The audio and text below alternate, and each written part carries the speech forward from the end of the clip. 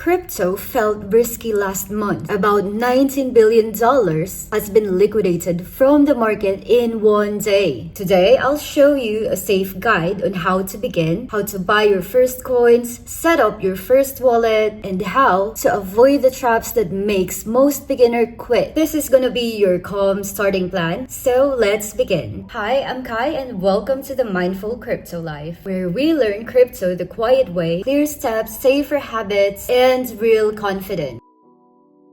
Here is today's plan. We'll talk about what you're actually buying, where to buy them, 5-minute safety check, how exchanges process trades, a quick A-book and B-book explainer, some wallet basics, a simple playbook that you can just repeat.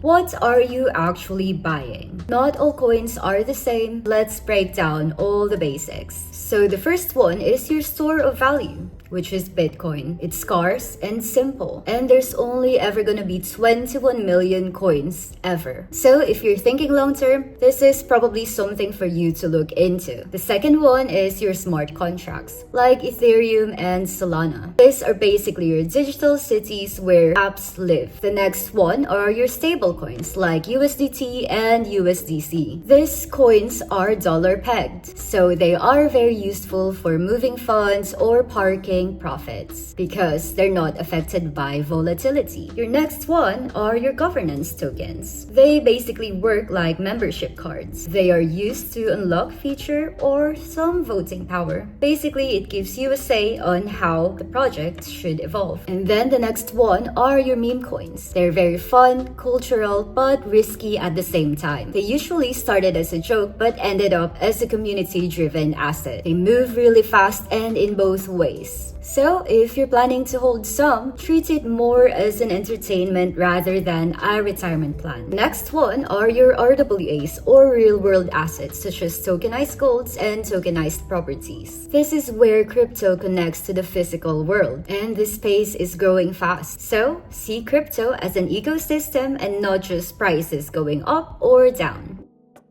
The next part is where to buy these tokens. Well, you have two ways. You have the CEX or Centralized Exchange and the DEX, which is your Decentralized Exchange. Most beginners start with Centralized Exchanges or CEX, just like the platforms Coinbase, Kraken, phemex, and Binance. It's a very clean on-ramp. They accept cards or banks. They've got a very simple interface as well as they've got customer support. However, the exchange holds your cryptos for you and not you directly. And then you've got your decentralized exchange, which is wallet to wallet. You've got more control, but at the same time more responsibility. So just picture this. Your CEX is like a swimming pool. It's structured and safe while you learn. Your DEX, on the other hand, is like your ocean. You've got more freedom, but at the same time you really need to know how to swim. On headline days like October 10, structure matters a lot. So start in the pool first and then explore the ocean when you can float. And if you're choosing your first swimming pool to learn in or your centralized exchange,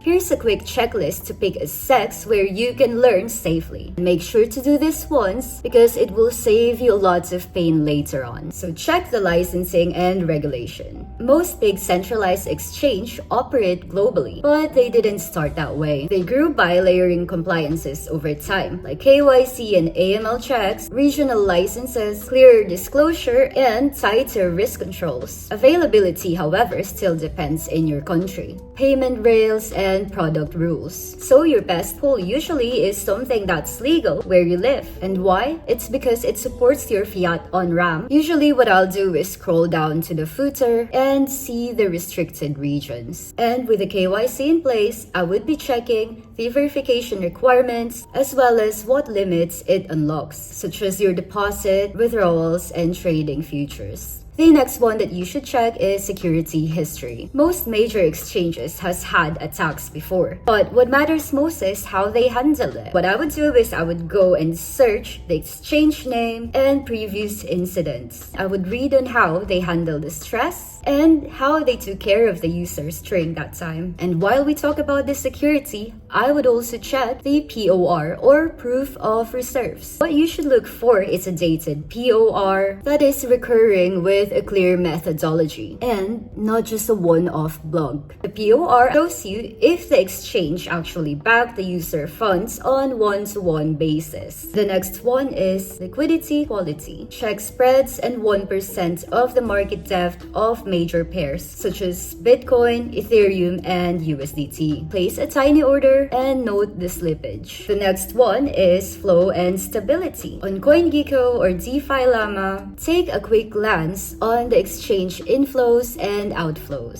Steady is fine, but sudden and unexplained outflows, always take it with caution. If you want to test out an exchange, check the liquidity and withdrawals. What this means is do a tiny deposit and tiny withdrawal. Note the speed, fees, and if there's any holds or frozen funds. Check the customer support. Open a simple ticket. If it's a fast, concise response, that is usually a green flag. Then you have status page or uptime, which is very important. See if they publish incidents and recovery notes. The last one is vibe check. I would skim through Telegram, X, and Reddit. See what people say about the exchange. See what the experiences are like, and usually that should tell you something. Are they calm, helpful, chaotic, or just shouty and loud? Oh, and before you scale up, it's always important to learn how the exchange processes your trades. Are orders routed out, or is it filled in-house? Because this affects execution and how liquidation behaves under stress. On the next part, we'll be talking about how the exchanges processes trades. There are two types of exchange model on how they process the trades. Number one is your A-book exchange. And number two are your B-book exchanges. A-book is like your travel agent who books your seat on a real airline. Your orders get routed on the open market and they earn on fees and spread, not your losses. B-book is like an airline running their own standby list. They sit to you from their own pool and manage risk internally. In plain terms, A-book exchanges sends your trades directly to the real open market. They only make profits from fees and not your losses. B-book exchange takes the other side of your trades. So if you lose, they profit. Of course, both model works, but what matters most is transparency, risk controls, and obviously how liquidations behave under stress. So it's important to find the risk documents, look for how liquidation, slippage, and spreads are handled. If you're trading futures or planning to trade futures, it is very important to learn the ADL rules before you size up. Now that we learned what type of tokens are there and where to buy them, now it's time to store your tokens somewhere, like a wallet. There are two types of wallets. You've got your hot wallet and your cold wallet. A hot wallet is online and is connected to the internet, like MetaMask, Phantom, and Trust Wallet. Hot wallets are great for daily use and for small amounts. A cold wallet, on the other hand, is an offline device and is disconnected from the internet, making them more difficult to hack. A great example of this are Ledger and Trezor. And this is of course the best for long-term storage. But always remember to never share your private keys or your recovery phrases. Write it on a paper, store it in two safe places, never type it in a website, and never screenshot it. Do not share it to anyone. Once it's gone, recovery is gonna be a pain and you're probably never gonna get it back. Always take care of this. If you're planning to start now, I would suggest you to start small to learn your emotions. Maybe begin with a $10, $20, or even $50 deposit. And the reason for this is it's enough for you to care, but not enough for you to panic. Paper trading is of course very safe and very useful, but trading with real capital teaches you how to control your emotions.